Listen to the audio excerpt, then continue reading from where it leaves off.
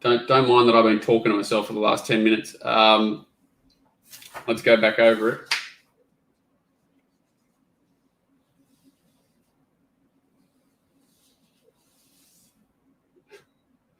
Okay, I'll start again. What a genius. And I did have a screen up to watch it. Apparently, you got to press the go live button. Meeting reviews. Anyone that's used to listening to me waffle on about racing will know kind of what I look for and what I do reviews for. Basically, it's about finding the truth. Those of you who don't know me, trying to find the truth in a race, trying to find hidden merit. Everybody's, looking at these races, so you've got to kind of look at them from different aspects. But really, it's all about trying to find the truth, and that's a mixture of vision, times, anything you can get your hands on, really, any information. So there's, wind readings, history of tracks and biases, things like that. You've really got to understand these areas better than other people to get an advantage, and it's not overly difficult. It's all pretty much common sense, but that's what this review process is all about, especially for me. Simple stuff, trying to find good quality races, trying to find poor quality races, being as positive as I can in the positive races, good quality races, and trying to be as negative as I can in the negative races. So again, you don't go out there looking to smash every horse, but just any time that you think the vision doesn't line up with the sections, that's usually a good time to be more liberal with your answers, because but people just rely on vision so much and don't really care about the truth of what everything else tells them. Biases as well, huge advantage. So you want to go through before a meeting. I won't do that now. I'm just going to go through each race individually, but you want to go through before it and try and work out a bias, like go through each race individually and trying to work out the pattern before you go back and mark the horses. How do you do that? I suggest you probably, the better you know the horses, the better you're going to review meetings. You're going to go in with a perception of how you expect each runner to run. You're going to know pretty much how their platform was and their setup and what you expected from that horse. If a number of horses in a certain area of the track are exceeding your expectations throughout the day, there's a good chance there was a bias aiding them if there wasn't, tempo or things helping them in each race. So horses not living up to your expectation and horses exceeding your expectation are usually the key to bias and can be worked out pretty easily. So the more you know before the review, the better you're going to know. Do you draw up speed maps and review them as well? So I do them definitely before the meeting, and then in reviewing them, you naturally try and work out whether it was your error, whether it was a sort of a tactic change, something you couldn't foresee happening, or if it's just a brain snap from a jockey. But sorry, that was the question. Do you draw your own maps up and review them as well? So I will review them if I'm making errors in my maps a lot, but I think that usually it's explainable, and usually the review process certainly brings it to light what the issue was or what the change was. That you're not going to get it right all the time. Maps are very difficult. City, not as much. They're normally more predictable. The country is very difficult, and you'll go mad trying to live and die by the sword in that regard.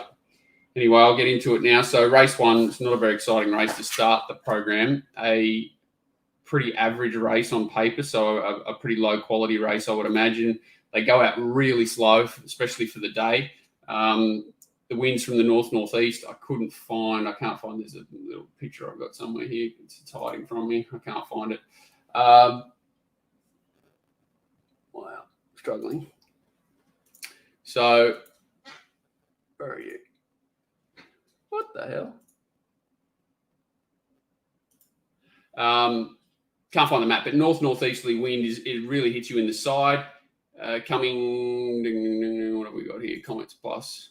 We'll probably show it in here somewhere. Can't even get that to work. So, where are you hiding? What are you hiding on that screen? Anyhow, northeast, they hit you from the side, especially from the chute in the back straight. It hits the horses on the fence as well. So anyone on the fence in the back straight and coming out of the 1,200 metre chute gets hit. And then in the straight, you're sort of running into a headwind too. So I would say on this day, you want to be You want to be nice to horses that were on the fence in the run, and then leading into the straight wouldn't have been too easy either.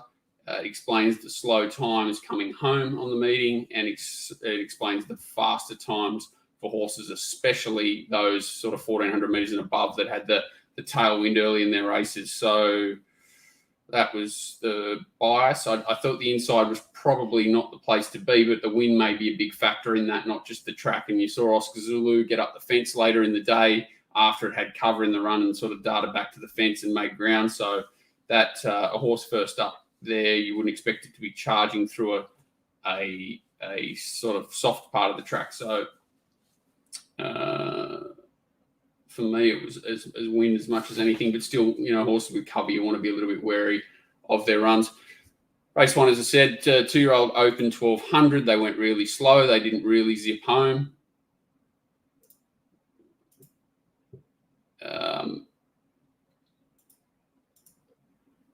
Not much happens at the start. Uncorked goes straight to the front. There's a couple of issues here that I'll point out why this is another reason why this is an average race on paper. This horse is beaten out of sight and will spell. The leader obviously controls and comes home okay, but nothing special. Horse on debut, Himalaysian, a little check and runs okay late. This is the winner, Fireburn. This horse basically never takes part. So coming to the bend, you've got sort of 2 lengths between 3 horses that are the only horses that really finish the race. This horse is not in the race, and this horse has an issue and will be spelled. So you'll see they sort of all do the same thing. Fireburn certainly somewhat dominant late, but doesn't really do anything spectacular. Uncorked really one pace, runs second. And Himalaysian sort of cops that little check, gets out and hits the line okay. So nothing much to be learned here, I don't think. This horse probably drops back in grade and it could probably measure up. It's probably its best hope. But if these horses step up in grade or similar grade, I'd expect them to be somewhat tested at their, ongoing starts. Fireburn's a real professional. I thought it was always, its run at Warwick Farm was good when it was dragged out and showed a bit of an effort to sustain a run against the tempo there. So no fluke fruit here. This horse can improve, but be wary of the race overall. And if you're going to be on negative on any horse, I'd say to be Uncorked, unless it goes up in distance, because it does look quite one-paced and pretty vulnerable racing up on speed. Race 2, 1,400 metre race. What a race this was. Benchmark 72. This could be a good form race. Watching it live, that looked like they went really fast. And then when you look at the races, for the rest of the day, they really haven't gone super quick at all. So for this horse, too much to bear to overcome, an even tempo. They didn't go slow. They obviously, ran along and came home pretty solidly. And this horse come from last. So it looked like they overdid it up front watching it live, especially when you see where these horses come from. I really like Sir Lemur. This is too much to bear being dragged out. Sir Lemur gets dragged out as well. Supremo looked like it overdid it up front, especially sort of knocks up pretty quick. And these horses getting dragged back out the back, finish 1-2. So a very weird race and didn't match up to what it looked like live. They don't go anywhere near as fast as it looks. Starman's had every chance. Sacramoni's had every chance. They are sort of racing in that spot. We sort of said buffeted by the wind a touch, but every chance as in regards to tempo and what they've had. So Sacramoni actually had a bit of cover from the wind. The winners had cover from the wind. Sir Lemur's absolutely flying. It was the horse I kind of liked in the race as well, the Starman, which was just one batted. And this guy I thought must be having a barrier trial when the change of tactic came through to be ridden back last. I thought they must have had something planned for him down the line, but for him to pick up this horse who's race fit and has a really nice turn of foot for Sir Lemur, this horse is flying. It's a good horse, too much to bear, and not sure of its credentials, whether it's sort of Magic Millions horse or whether they'll find another race for it coming up or just go through its grades. Anyway, it'll be competitive no matter where it goes. Really good. So these two horses are race fit.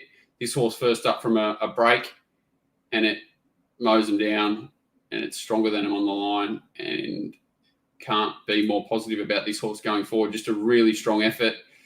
Silvermore's flying. I'd rather it back in distance than up in distance, but again, good. And what's the other horse? Black Duke, solid. Starman, maybe that first up run just took a little bit more out of him than everyone knew. And I think this horse is a good horse for the future, Sacramento, but probably, due for a break now. It's done enough. Well, I wouldn't be looking for him to sort of up his game. This horse here is interesting. Got a bit of a check. What's it called? Just Tozza. Probably needs easier, dirty back marker that needs speed on, but I think this race is pretty good and it's eligible for easier races. So if it finds a big track with speed on, it can run well in a slightly easier race than this at its next start, which it's eligible for. Not giving up on Starman either. So not a bad race, that one. Just checking if I had anything else I missed. Not clear as path. What are we looking at? Race 2.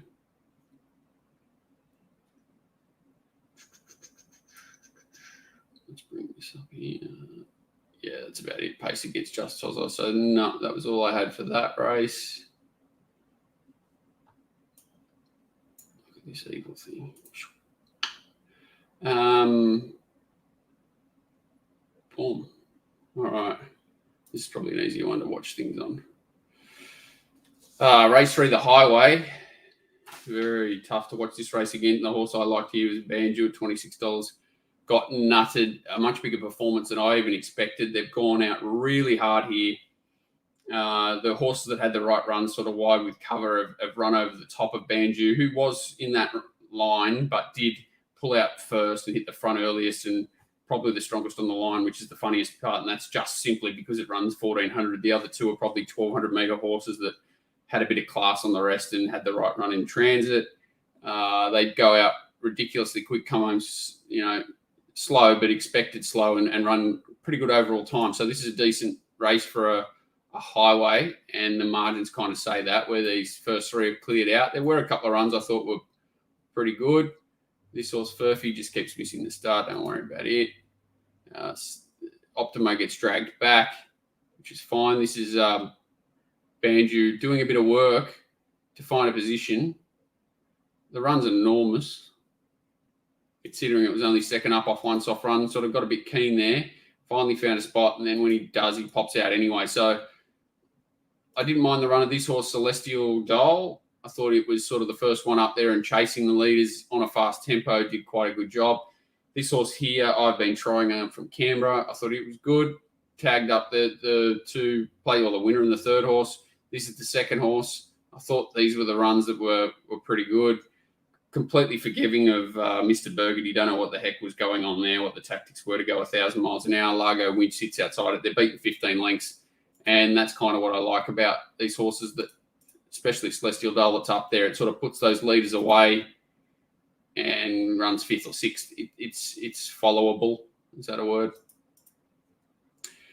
Banjo just drives you mad enough here to look like it's going to kick back and win. And Terry Robinson, the king of the highways, wins another one, drives you mad. Look at it. It's a neck in front, 50 metres after the line. So I think it's probably had its Christmas, and that's, these are the races that he targets with it. Who knows what he'll do with it. This horse can win another race like this, whether it's up on speed. It can sort of settle more forward now that it's race fit. That run would kill a brown dog, so I'd be scared of sort of 14 days, maybe 21 days for it would be ideal. An extra week off. And this horse is going really well, Optimo. The horse that it beat first up, won again today, Tamworth or whatever, I think 1,400 is too far for it, personally. I think, 11, 1,200, maybe 1,300 will be okay after a 1,400. And maybe 1,400 with a soft draw. So he's had to make a long, wide run there, which exposes his distance query. And he was rising in distance there too for the first time. So maybe I'm being a bit harsh on him. The horse that's probably a little bit flattered is this horse, Rebel's Edge, who really is never in the race at any stage. Probably should have talked about that other race. It's just the horse that's very priced up and everything in words. Do you just adjust the SPs? I don't see any. I'll answer that question after I finish this one. So this is the horse. He's just doing nothing, one pace. He's in the right part. He's had cover, whacks away, beats the horses that have had harder runs, no cover, been up on speed. So this is the sort of horse I want to be negative about, even though it's a positive race. he's probably a horse that may go back to an easier race, and they'll say fourth in a highway. He might come up short, and he may be vulnerable. Whereas these three have all got merit in their runs. This horse has got a merit in its run. This horse raced behind the speed in the bias. So, every horse around him's got merit. He doesn't. So there's a horse that's a gimme negative target in that race. Questions. Here we go. How do you assess a horse that unexpectedly runs poorly for give or reassess its ability? So unless there's a reason, so I'm assuming poorly to your expectations. You got to chase up the steward's report, any subsequent vet report, whatever there is. It's the only sort of way. Other than that, it's very hard. Is there a reason? Is it first time wet track, first time dry track? You've kind of got to guess a lot of the time. And then if it's only happened once and they give it a break or a trial or something, and it gives you a reason to want to fall back into that horse again or want to trust that horse again, certainly I will forgive runs. There's definitely the case. But usually you've got to go searching for a reason, and one time is much easier than twice. If they start doing randomly for no reason, you can't find a reason for it. Those sorts of horses, you want to be trying to find reasons not to back them rather than back them. Do you reprice after the race a la Waterhouse? In other words, do you adjust SPs? I don't really see the point. What does it matter what my price was next time? I'm not someone who compares SPs. I will if there's you'll go looking for reasons to mark that race's quality down. So if, I said in the first race, a horse in the market fails unexpectedly, like dramatically, and especially like the shorter price the horse, the more important it is to that race and to that quality of that race and that quality of that race going forward. But I don't compare SPs too often. Sometimes when you're doing the form the next time and the prices come out and you've marked up a race here, like say for argument's sake, these two horses were to clash next time. I've been trying and Rebel's Edge, and in this race here, there's $61 and $17. I would, for argument's sake, if you're going to reprice this, I'd reprice Rebel's Edge hundreds, and I've been trying probably shorter, probably $12 or $13. So, and then if they came out their next start and they were too close in the market, that's when I guess it's the same system they use. I just probably don't officially track it or reprice horses after the race. I sort of go back through and make notes more than I do statistically reprice horses. Probably the same thing, I just do it a different way. Next race. What are we up to? Race 4, got to get through them. Race 4. So they go out quick here, come home slow. The race is pretty average. It all makes sense when you watch the replay. The winner's done a bit of work up on speed, puts the race away nice and early, battles to the line, and then the back markers come over the top, and the ones who sort of are weak finish at the back. So watch the race. Queen Bellissimo was really well set up here. No surprise to see it extremely well backed, probably even more so than I expected.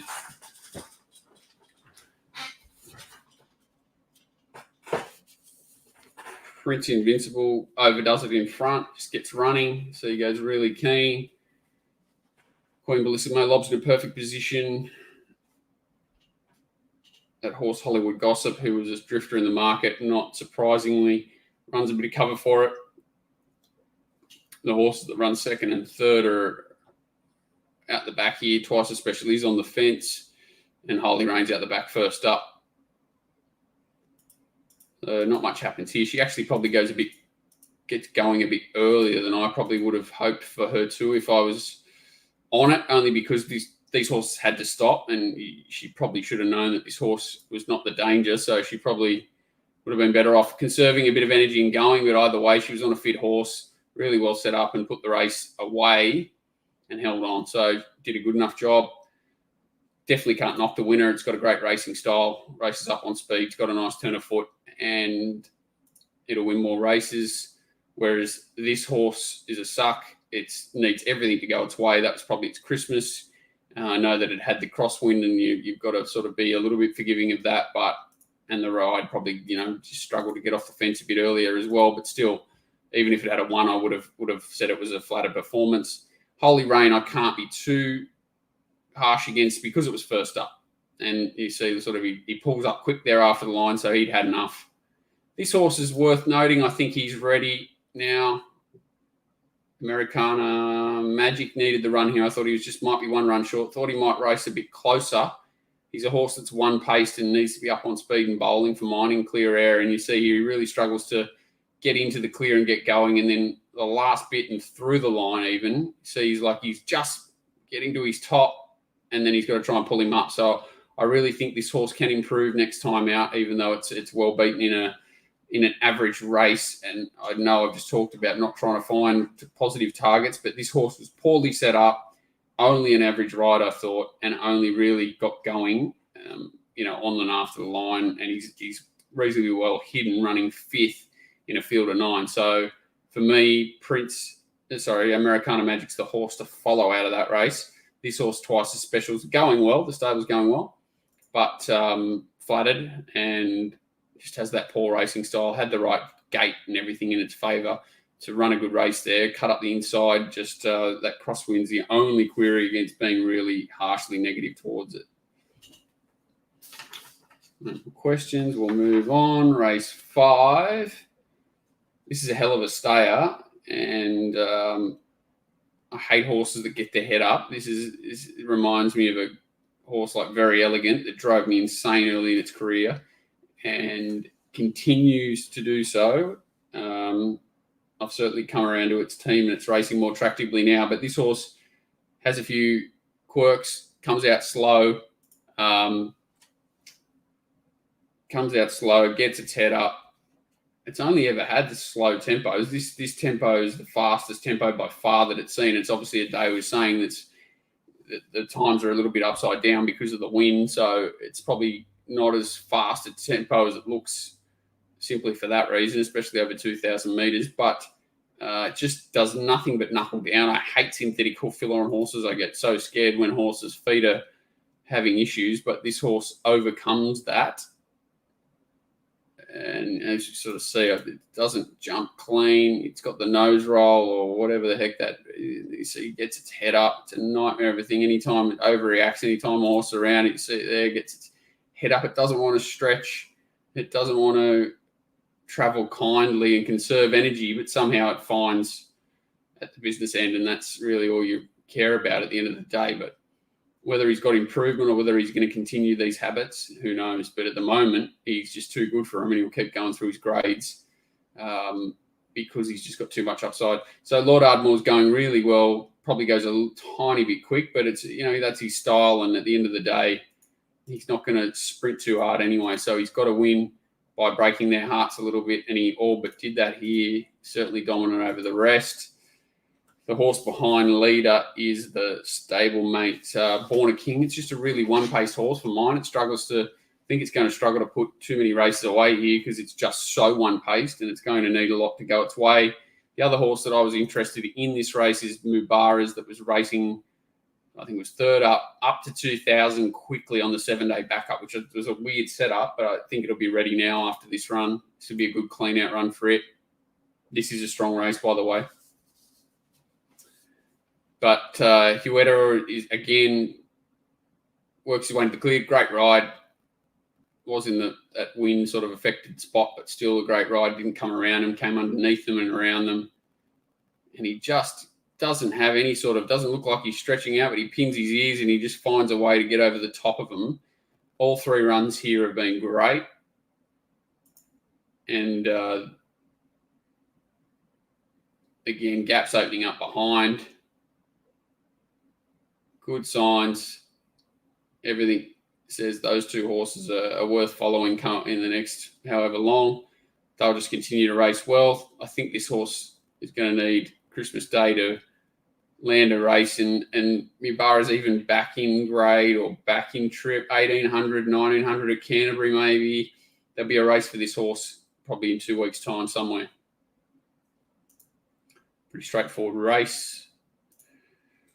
Race 6, Fashionel was really well set up once Exotic Ruby came out. So the other leader in the race, they came out with a change of tactics that they were going to lead.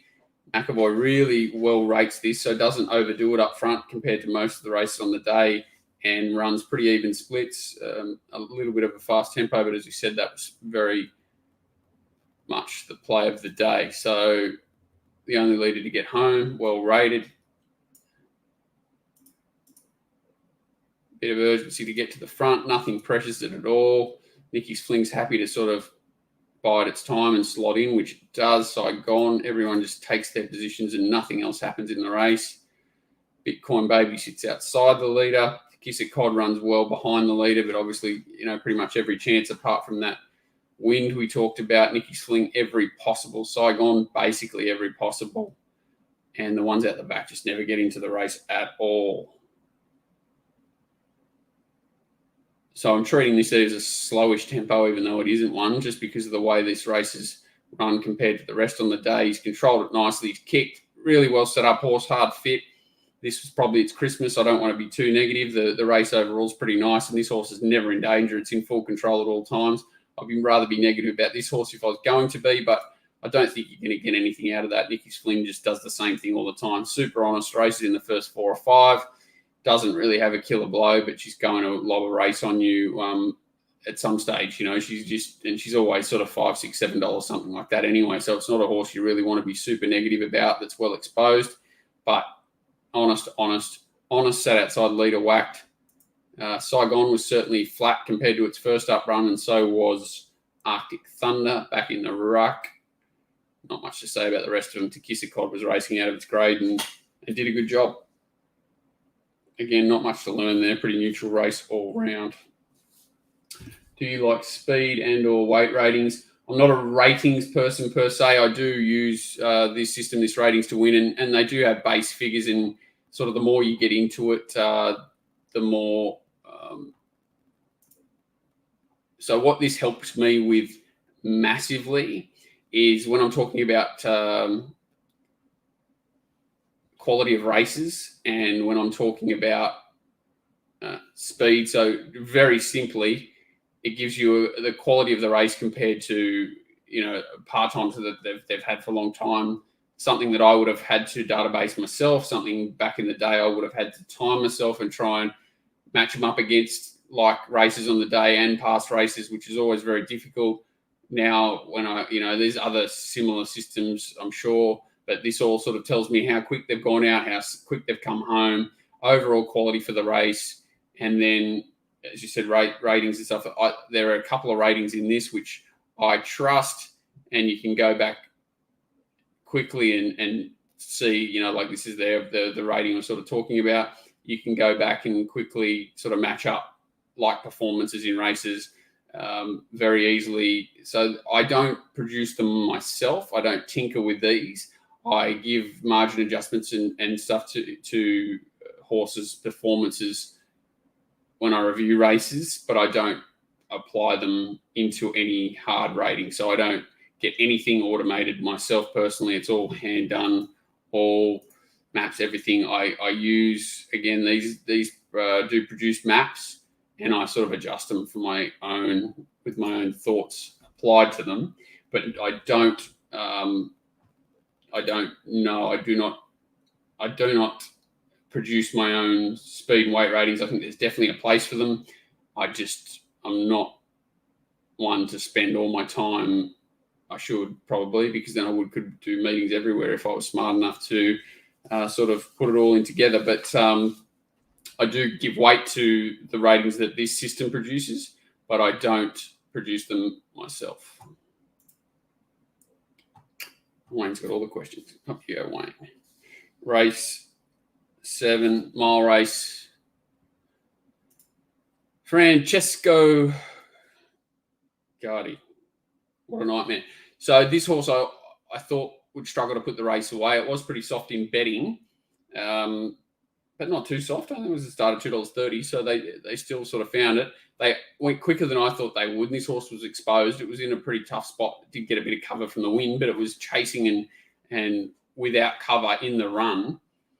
And stuck its head out, in a group finish in a really poor race. So I want to be negative on the race. I can't be super negative on the winner because he's been in a spot that made him vulnerable. They certainly overdid it. The second horse, there's just bad signs about this whole race everywhere you go. Canasta, isn't it? Canasta overdoes it up front.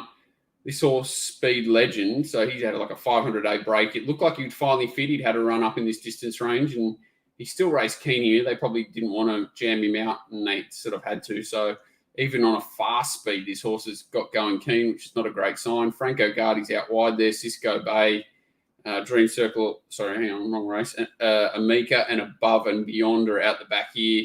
Amica here, Above and Beyond. It's a super negative target, I think, Above and Beyond. It's sort of had every possible chance to run on and hasn't. Amica, it was rising in distance, and you see like there's a fair break back to it. It does a bit of chasing to catch him. I don't want to be super negative towards it, but it certainly was pace assisted. So not going looking for it. These are the horses that have had to do the chasing of the fast tempo. Franco Guardi's the one in the spot that's had the hardest run on paper. You factor in the wind. Okay, this horse has had a tough run too. Don't want to be negative. This horse is not going great, but he's set up the fast tempo. He's had to fight into the wind. Can't be negative him. This horse is close enough to be neutral about. These are the ones you want to find negative thoughts about. They've all done nothing in the run, and in the soft end of the race, they should run on. None of them really do. And this horse, more than any, just whacks down the outside. It's never going to win at any stage. It's never in the race, never does anything. The only little warning sign is there's a gap behind it, but man, it's done nothing up the straight. Look at it, just one whacking, and they could have gone another lap. It probably wouldn't have won. It's the horse to be negative about here. Nothing much to be gained out of a horse running fifth being a negative target. So I'd sort of explain fourth and fifth. This was just an average effort, but knowing that its setup was only fair, you don't really want to be too harsh on it either. Question. When you have a tearaway leader not ridden intelligently, do you look at this as a negative for next time overdone, or as a positive, fitter for next time and better set up for similar conditions? So sometimes they can be flattered by a bad ride just because, like it's mad on speed, or they haven't they've been left alone and haven't actually gone as fast. It's weird. You sort of just got to break it down and like say this horse, for argument's sake. Canasta is a horse that does get out and roll, so you don't want to be super harsh here, but definitely has overdone it. And knowing there was no real other leader in the race is a reason why. The horse was hard fit here, and that's why he's finished as close as he has. So you probably want to be neutral on here. The answer here, it's a bit hard to explain. So this is a negative race. I'm going in with it negative thoughts. The horse is ridden too fast in a fast run race. It's in the worst part of the track. It's got wind whacking it as well. So, okay, you're going to be forgiving of this horse's run wherever it goes next start naturally. If it goes to Rose Hill in a race in a similar distance with a similar setup where there's no leader, maybe a rider change, you're definitely going to be sympathetic to this horse and what happened in its previous run and forgiving of it. But it's all about all the other factors in the race. You just got to be sort of super careful not to have any bias, from yourself involved in marking horses, and especially with rides, whether you backed them, whatever, you know what I mean? It's just, you just got to add everything up and come up with an answer. It's nothing to do with, and across the line, he's quite solid there. That's sort of an important part too. The answer's a pineapple for next time, fitter for next time. So that's, as you said, as a positive, fitter for next time, we better set up for similar conditions. He was well set up there, so his setup's probably not going to improve, but he can go back to a more leader-friendly setup. So, yeah, and leaders themselves, horses that are, got speed, it's a great attribute to have no matter what. You don't want to be too negative towards those sort of horses, usually, unless they're a horse that's one paced and leads or weak and leads is the one you want to be wary of. Sorry if that was a pretty average answer. It's just not an easy one to put into a situation. Race 8. Oscar Zulu. What a nightmare.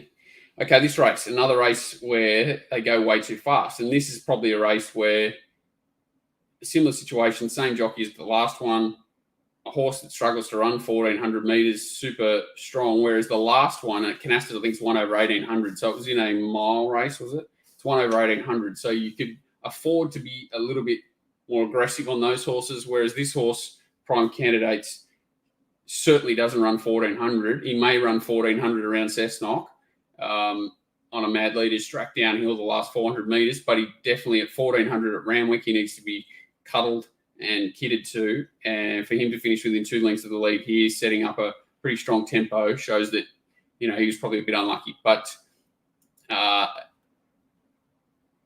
looking at the race, they've gone reasonably quick for the day, come home reasonably solid. So I would say this is closer to an even, fast, solid tempo. They've gone out and come home similar, and the race is overall is about about an even par race for the day. Just the intent shown here with Prime Candidate, I didn't think there was any reason for it. You've got 2 stable mates that are going to control the race, and to put 4 lengths on it in the first 200 metres for no reason. Like, look at these horses. There's not one horse in the race with any vigour shown, and you've got this bugger out here. So the horse I actually liked in the race was Betiga. Had a heart attack when Uncle Gerald came on the TV 5 minutes before the race and said, we're going back and we're going to ride it conservative and let him run home. And I was like, well, rip your ticket up. But especially when they went this quick, if they had gone slow, he might have been a chance of tracking up and out sprinting them. But as soon as they went fast, and as soon as he got dragged out, look, he's still getting dragged out of the race now, and he's over racing. There was no way he was going to round him up and finish off. So complete forgive for Betiga. The horses in the right spot here were probably, Oscar Zulu is probably the one in the ultimate position. One off with speed, one off with cover just behind the speed. Love Taps had its chance. Dream Circle on the fence, but far enough back. This horse was good. Purple Sector. It's weird. There's a couple of horses that run well, 3 wide with no cover. So a little bit wary. As I sort of said, maybe that wind helped, those cover from the wind helped these horses a little bit. But a fast run race, a horse first up, 1,400, shouldn't run on as well as Purple Sector has. As I said, it was probably a past mark race. He's actually gone really well, Prime Candidate. Like, he's still in front with 100 to go. And Oscar Zulu pings him up the fence after having that soft run we talked about. Big Boy Roy's had every possible and was on the fence, but sort of whacks away. Love Tap's just a horse that's going to drive you mad. There is a question about Love Tap there. That we'll get back to.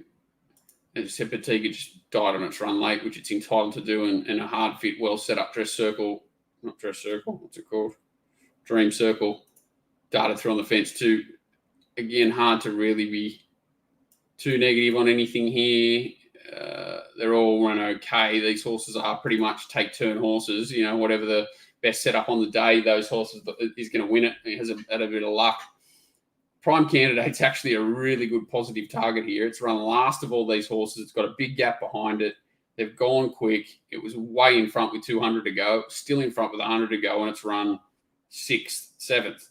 So it's a really good positive target here, Prime Candidate, wherever it goes, and a perfect example of what Chris actually was talking about, that this horse with a better setup next time, back in distance, finds the right race. It could be a really nice bet and could be missed in the market somewhat, running 7th in its lead-up run. So it's done. It did a good job first up. No knock on it at all. Oscar Zulu first up. Solid, but hard to place, and this is, it's probably as good as you can go. Dream Circle. This horse is just going to drive you mad. Love Tap. Big Boy Roy just couldn't repeat the first up effort, second up, but okay.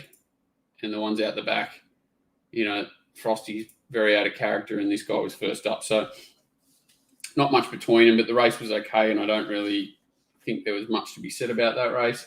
What time's too fast? When you say they went way too fast, what sectionals do you look at? So just the first to the 600 home, simply, But you can, break it down far more if you want to, and it just depends how much work you want to put into it. Like to the 600 is there to the 800. From there, every section you can possibly imagine is available these days. Just depends how much you want to pay to get what information. So each to everyone's own. But to the 600 and from the 600, I think is probably the easiest way to look at things and break them down.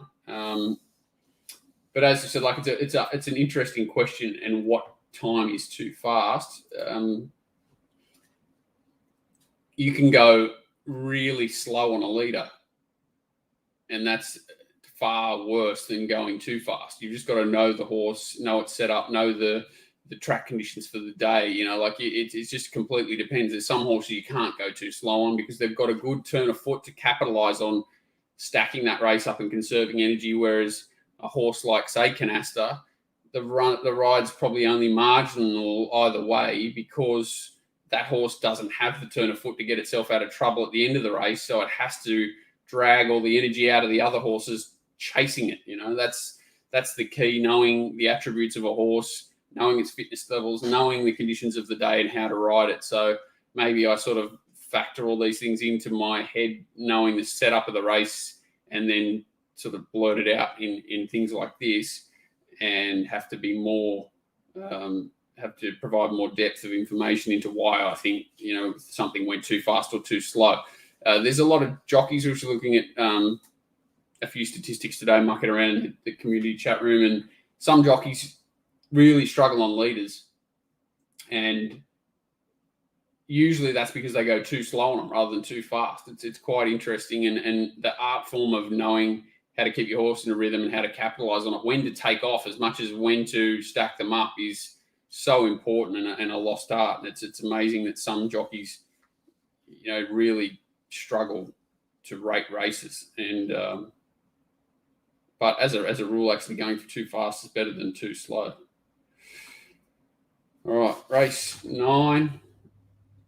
I could talk for an hour about every one of these questions. Just got to shut myself up. Tycoonist. All the merits here with Tycoonist pretty much. They've gone out quick. They've come home pretty quick. Overall, solid time, and a solid race. So a race we're looking to be positive about. Liberty Sun's really good again here. This is the race I want.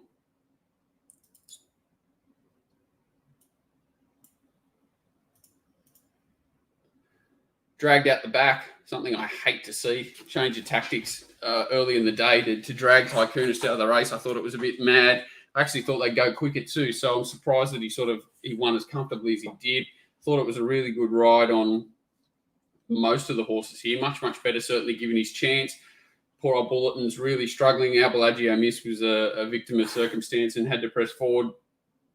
It's the one that sort of finishes out the back, but I thought it was strangely placed anyway. I didn't really think it had much hope. Liberty Sun, a great effort. Another horse that was in that sort of 3 wide, no cover position and ran well on the day. So another sort of factor, that another horse that supports that it was maybe more difficult to be on the inside running line than 3 wide here on the day. Tycoonist tracks up. Starler sort of runs well. Our Poetic Charmer's tacking on. Shadow Crush. Who else have we got? This horse is not going well. I Am Power. And this is the horse that was really, I thought, playing GTT, up from Queensland. I thought he was really playing. So Tycoonist comes from the back, runs down the unlucky Liberty Sun, who's flying. He's always leaning a little bit wayward, but that's about as straight as he goes. And 1200's his trip, and he's run really well. Poetic Charmer's come from last. Can't knock it the way the race has been run. It's sort of run on from out the back. Strange to see Shadow Crush stick on after such a wide run. There's certainly something to that. The wind on the day helping or hurting those on the inside. So going back over the meeting, I'll probably be even a little bit more lenient to the ones that were getting buffeted. No excuses for much, much better. No excuses for I Am Power. No excuses for GTT.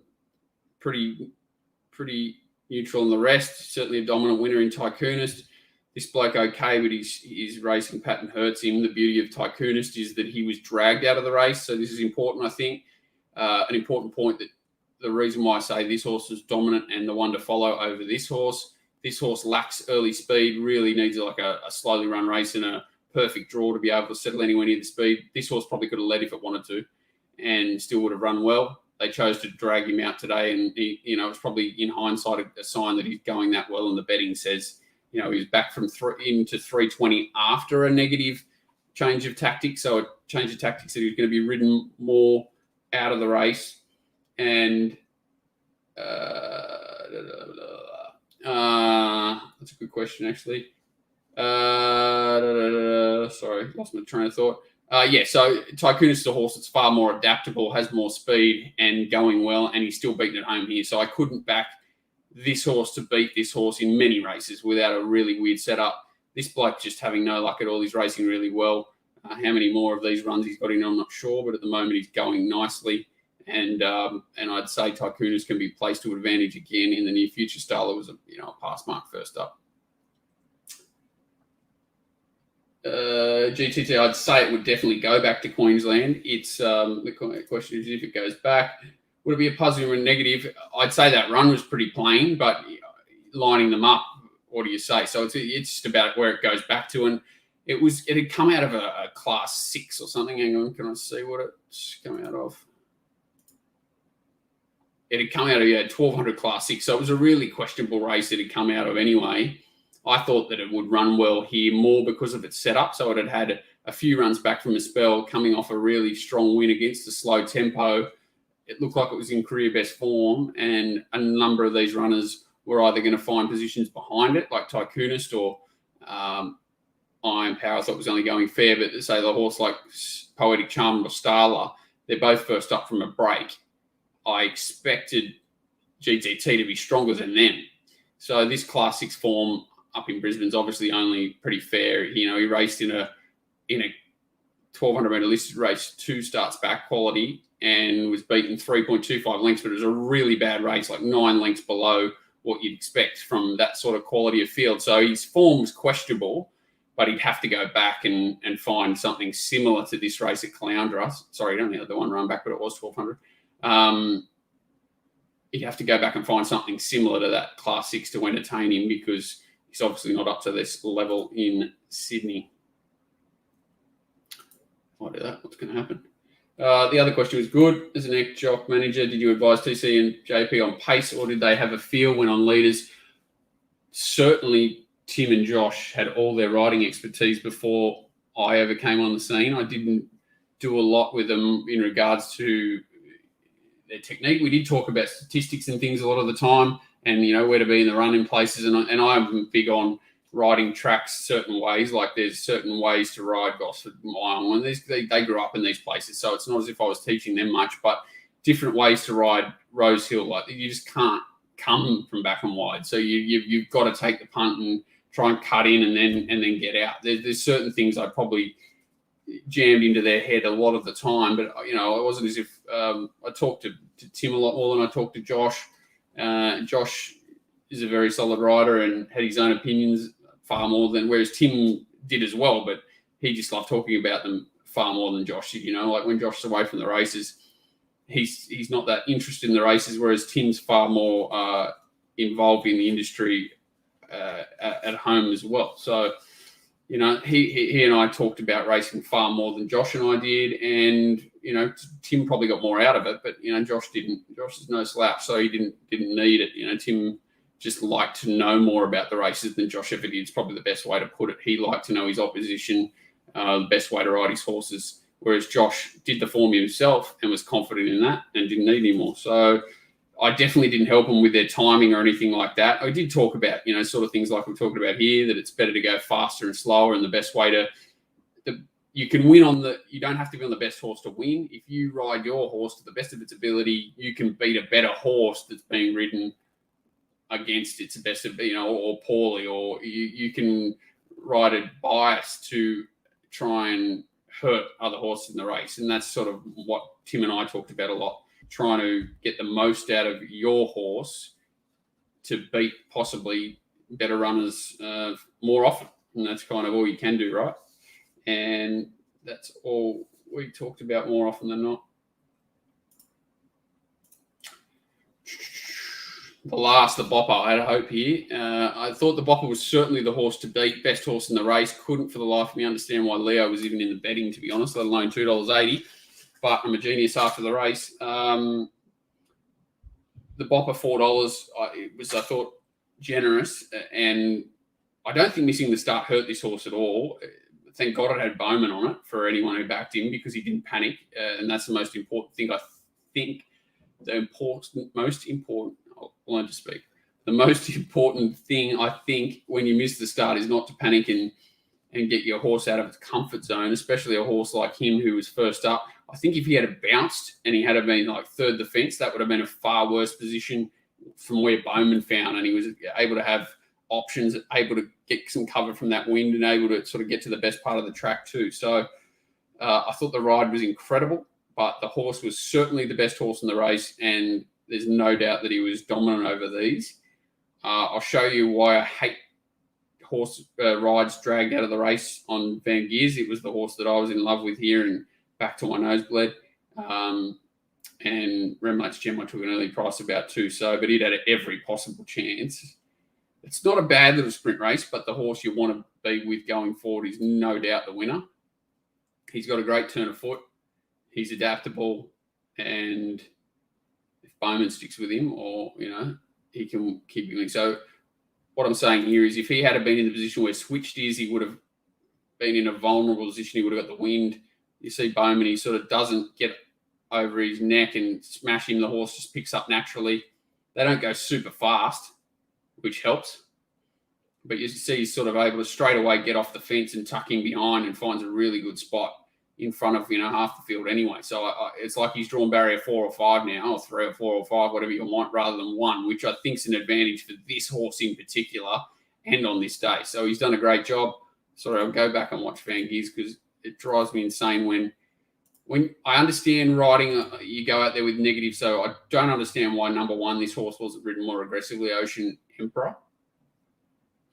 Number 2, you see that's an optical illusion probably. This horse is probably a little bit further back than it looks, but you watch how far off the lead it. So instead of trying to tuck in here somewhere, 4th, 5th, 6th, dragging.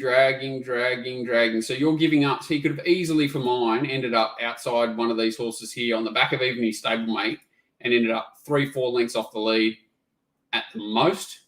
He's given up another 3 or 4. And look, he's still sort of, because he's taken the horse back, it loses all its momentum. Now it's got to build up off the back of all these horses again. The horse is first up. It's now got to make probably a 3. I reckon it would have been where this horse is in the white cap on the back of its stablemate here. Instead, it's 3-4 lengths further back. Hasn't used any, less energy than it would have to sit here, and now it's got to make a longer run, and it peaks on its run. Probably doesn't beat the Bopper anyway, don't get me wrong, but I think the horse should have been here instead of there, and then this horse charging at it. And that's why I hate those rides in these races.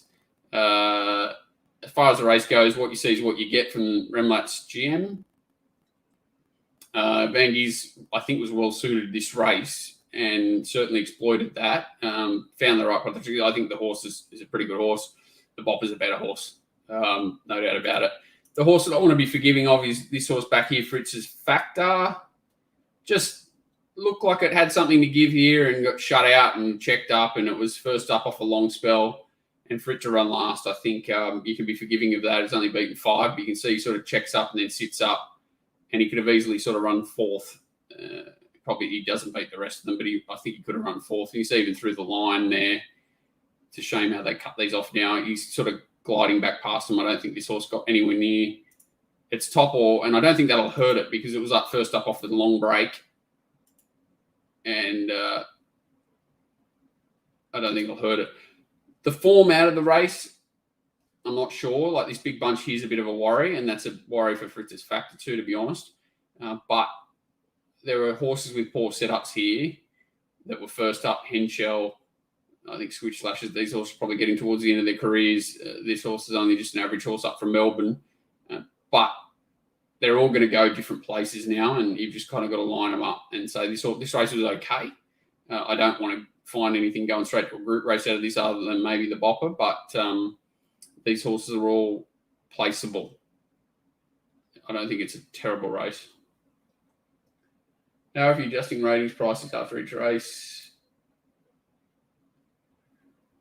when new info arises, e.g. win tactics things, well, every time you review a meeting, you're storing that information. So, as I said, I don't really adjust ratings. I sort of make manual notes and then factor it in when I'm looking at their setup, their next start. So I just try and then you'll find, I find horses that I basically want to follow and then hope that they also get sort of, positive switches next start, whether it be track, distance, jockey, conditions to suit that it didn't have here. If it all falls my way and it's ticking all those boxes, that's very different to me to adjusting a rating, because that only applies to its previous start. I'm more looking for things that were affecting it there, and then where it goes its next start. I think it's very similar.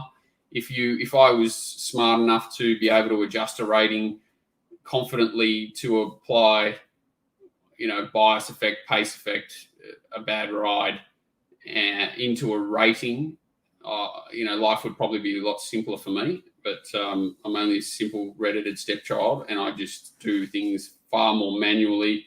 I rely on my memory a lot more than most people, plus obviously notes that I keep and my knowledge of certain areas and tracks and riders and trainers. And I don't know how to put that into a computer system. Otherwise I would, to help myself have more sleep on a weekly basis. I hope that answers that, the mighty Cayenne. Any more questions? There's nothing too much more there. I'll probably do a question and answer thing specially rather than just a review, but I just wanted to sort of talk more about the review process. Some great questions. Appreciate that. Appreciate people's time coming in to ask questions. Anything more, any other questions at any time, send them through to john@racingwatch.com.au or info@racingwatch.com.au, and I'll endeavour to answer them. I'll do a full question and answer maybe later in the week. I'll do a preview on Friday similar to this. I'll try and do that on a weekly basis. So Friday nights, maybe 6 or 7 o'clock, I'll do a preview. Same thing. So anyone who sort of subscribes or whatever, eventually this will be done live, and then I'll whack it into an email or whatever. It's all recorded and people can go back and watch it later. But any questions, probably save them up until later in the week. Spider-Man and Batman probably need me. They're upstairs attacking each other now. I can hear them. Thanks, guys.